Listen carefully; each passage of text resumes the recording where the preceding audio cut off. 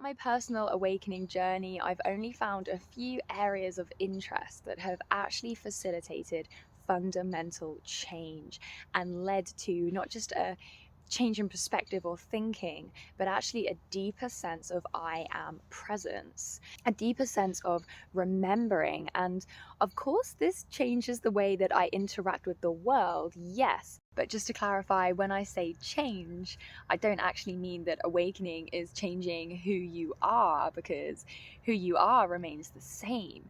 This so-called fundamental change that I speak of actually arises through discarding what you are not so that you can better realize who you are, ultimately bringing this sense of I amness into the human experience. Now, you may read a lot of metaphysical books, watch a lot of YouTube videos, absorb a lot of concepts, information, create a lot of belief systems from various different schools of thought, etc., etc. And why not? It's fun, it's interesting to do the reading, and this is a great way to wake up intellectually, to create new ways of seeing the world, new perspectives, new thinking. And it may also highlight a specific path that resonates with you very deeply, one that you may choose to walk in this lifetime. All paths lead to Rome, as they say. Intellectual understanding is pretty unavoidable, and we learn about oneness and other spiritual truths, and we try our best to gain conceptual understanding of them. So at the beginning, when I found myself on this journey, I was like inhaling information. I just could not get enough of it. And I had this intellectual awakening, and it was like, it was an explosion. My mind was blown. And this was a catalyst for a lot of change in my life. Yes, in my inner world and my outer world. But I wouldn't say that it created fundamental change. I wasn't tapping into the experiential understanding of what I was learning at this point. I was simply swimming in concepts, and at the time, that is exactly what I needed. I've now personally found that fundamental change comes through a more experiential understanding and truly sensing, and therefore deeply remembering what we are beyond the physical body, beyond thought, emotion, and general human experience, and then learning to live more from that place on a daily basis. So firstly, fundamental change for me has actually occurred through silencing mind and disidentifying from mind. So working with the mind is of prime interest for many that walk this path, for a multitude of reasons. But we have to firstly consider the fact that we actually perceive reality through the lens of our mind at any given moment. So the thoughts that we are thinking are going to give birth to our perception of anything that occurs in our reality. Are we going to look through the lens of fear or love at any given moment? Now, mind is a powerful creator. It is an instrument through which we craft our reality. So through alchemizing the mind, we also observe changes in what we manifest in our outer experience. It's brilliant to realize that we can choose our thoughts and therefore alter the lens. Yet mind also births this false sense of self, and we grow up learning to identify with the voices, the concepts, the mental imagery in the headspace. And this fundamental transformation for me has actually occurred through really disidentifying from the mind and its content, and to actually identify more with the aspect of me that exists beyond that. One way in which we become more aware of existence beyond thought or beyond egoic identity is by learning to sit in pure awareness, where there is nothing but awareness itself. No constant inner movements, simply stillness. Simply being as pure awareness. It is here that we are closer to our essence, closer to our spiritual nature. So this is learning to live more presently. It's learning to fit being into doing. It's learning to just sit in pure awareness and meditation and actually focus the mind and let go of thought. Learn to let go of thought. Now, when engaging in this practice, we can actually fall subtly in love with peace, with this inner silence. And then we actually just we choose to dwell more in the present moment. We choose to constantly redirect ourselves back to thoughtlessness, because we lose interest in all the thinking, because so much of our thinking is just recycling over and over and just kind of like pointless thinking. So instead, we actually direct our interest towards thoughtlessness instead. It is possible at this stage to really carve a space between the pure awareness and the thoughts themselves. The thoughtless awareness always being there in the background, the awareness being the place in which the thoughts arise and subside within. It is within this space that disidentification is possible. So, since we're undergoing this process of kind of elevating our awareness, we're actually waking up to a wider perspective, and we can actually learn to claim our mastery over mind rather than being a slave to it and being constantly bombarded with overthinking, with judgment, with worry, etc. All of this, it just slips away at this point, because we no longer totally believe the mind and its stories. We're no longer completely tangled up in the mind and its relentless storytelling, because we no longer completely see it as totally who we are. So for me personally, this is huge, because I'm literally learning to experience reality as the witness of it. And I'm waking up in the dream to the dream that is all around me. I'm waking up in the matrix. I'm learning to be in the world, but not of the world.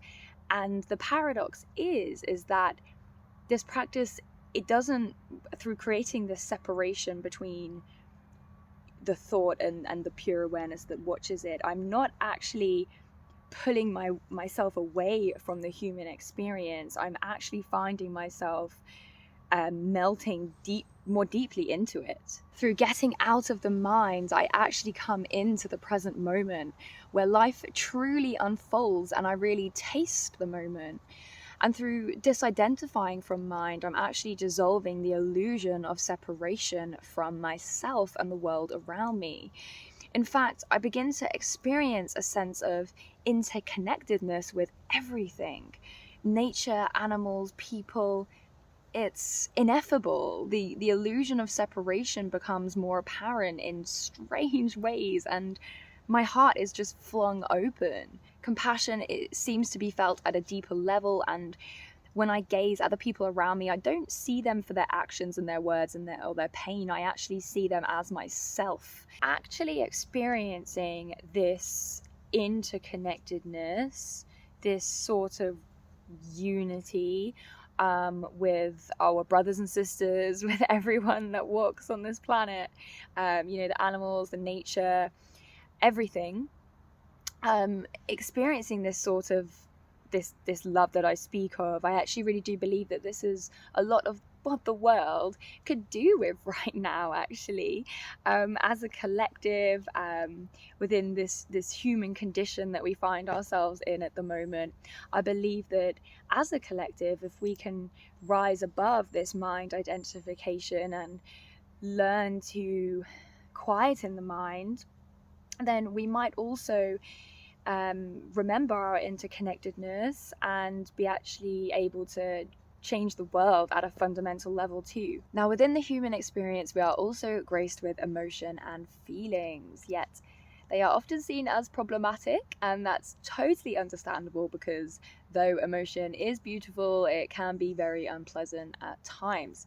Yet mind also gives birth to the vast majority of feelings and emotions that we experience on a daily basis, and this can lead to enormous suffering. So working with the mind and learning to witness our experience, learning to abide as the witness consciousness, then we're actually realizing that we are not the emotion that the body is experiencing, and the emotion is instead felt as a sensation in the body. Suddenly, it loses its heaviness, and through a silencing of mental commentary, when past pain arises, the energy is better able to be truly felt, and it passes through us with ease. Healing can ensue, and we naturally undergo a healing process. This leads to daily experience being more of a curious adventure, whereby the inner world becomes our playground of observation. So thoughts and emotions arise and subside, and the outer world brings us challenges that trigger inner experiences, all of which ultimately brings about further self-realization. So the final point that I want to make here regarding fundamental change on the spiritual journey, according to my own experience, is actually cultivating this attitude of acceptance and allowing in life. So again, it began with a concept for me because I realized that we live in a super world that is actually governed by spiritual laws, and we are subject to things like the principle of correspondence and the principle of cause and effect. You know, there's so much that is unseen, that is totally beyond our control. Like our free will, how much free will do we really have at the end of the day? And by simply just sitting back and allowing, we can stop struggling against the current. We can stop struggling against God's will. I do believe that on one level we do have free will. We have the free will to make decisions, but on a deeper level also, we really don't.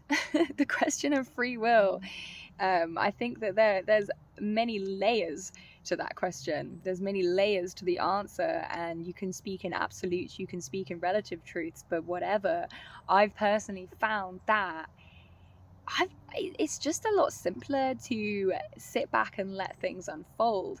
And I'm not talking about relinquishing control and surrendering to like everything that's going on in your external world. I'm not talking about not taking action to change. I'm talking about really cultivating inner acceptance of whatever is arising in any given moment. And this is so freeing. So this is flowing with the rhythm of life rather than pushing against the current of it. So this is accepting thoughts and emotions and experiences as they unfold, and actually then accepting if we can't accept them. This attitude of inner allowing is so transformational, because it's sort of like just having a really nice cold drink, sitting on a deck chair on the deck of a boat and taking in a big breath of fresh air and just flowing down the winding river of worldly existence. Now, what we practice, we get better at. So constantly redirect yourself back to the present moment, because that's when you're awake, that's when you're aware. This is where you can live outside of mind identification. This is where you can witness thought and emotion. It's where you can feel energy and inside of you as it arises within you. And this is where you can be awake enough to remember to practice acceptance of whatever arises. Thank you so much for watching this video. My name's Jasmine. Please like and subscribe if you like this kind of content, and I look forward to seeing you in the next video. Bye bye bye bye.